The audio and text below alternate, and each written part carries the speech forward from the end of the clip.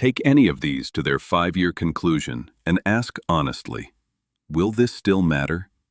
In almost every case, the answer is no. The things that actually matter in 5 years are the things you are too busy worrying about small things to attend to. Your health, your relationships, your growth, your presence. Redirect your energy accordingly. The second lesson is that the people in your life right now will not always be there. This sounds obvious, but most people live as if the people they love are permanent fixtures, always available, always accessible, always going to be there for the next conversation, the next visit, the next time. Buddha lost people he loved. He understood impermanence not as a concept, but as a lived reality.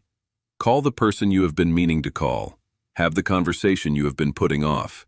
Say the thing you have been assuming they already know. Urgent, because the moment you have been postponing may not arrive again. Treat the people in your life like the temporary, irreplaceable gifts that they actually are. The third lesson is that your body will remember everything you do to it. The late nights, the skipped meals, the chronic stress you normalized, the rest you refuse to take. The body keeps perfect records. And it presents the bill, usually all at once, usually at the worst possible time, years after the damage was done.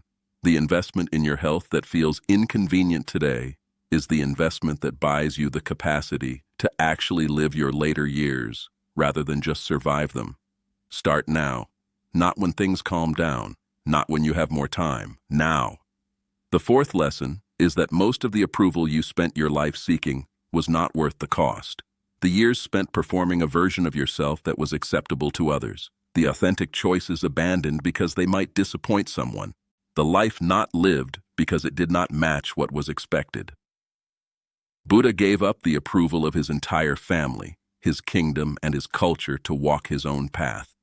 And on that path he found something that no amount of approval from others could have given him: himself. The real version, the free version, the version that needed no one's permission to exist fully. That version is available to you, but it requires the willingness to disappoint people who were never entitled to define you. The fifth lesson is that the version of success you were chasing was someone else's definition. You borrowed it from your parents, from your culture, from the media, without ever stopping to ask whether it actually resonated with your own deepest values. And now you are either exhausted from chasing it or hollow from achieving it. Redefine success on your own terms. Today, what does a genuinely good life look like to you? Not to anyone else, not by any conventional measure, but to you in your honest, unperformed, genuine self. Build toward that. Everything else is borrowed ambition. The sixth lesson is that forgiveness is not something you do for others. It is something you do to free yourself. Every person you have not forgiven is a person you are still in a relationship with. Just a relationship built entirely on resentment.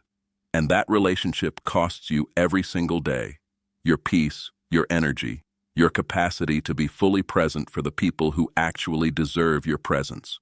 Forgive not because they deserve it. Forgive because you deserve freedom.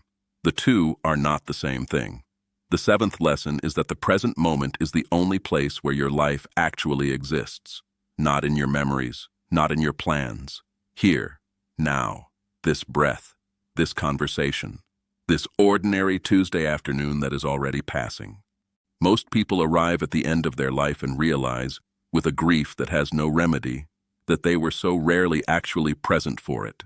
They were always somewhere else in their minds, always in yesterday or tomorrow, always anywhere but here. The practice of presence is not passive. It is the most active, most demanding, and most rewarding practice available to a human being. Begin it now, while there is still so much life left to be present for. The eighth lesson is that the relationship you have with yourself determines every other relationship in your life.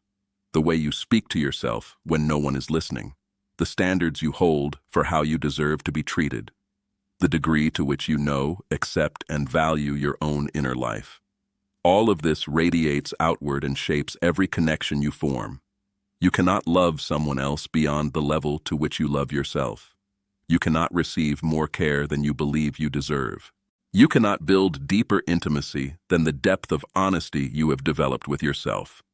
Invest in the foundational relationship. Everything else rises from it. The ninth and final lesson is the one Buddha returned to again and again throughout his entire teaching life. Change is not something that happens to you. It is something you are. Every cell in your body is in constant flux.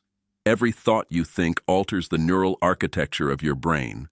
Every choice you make rewrites, even slightly, the story of who you are becoming.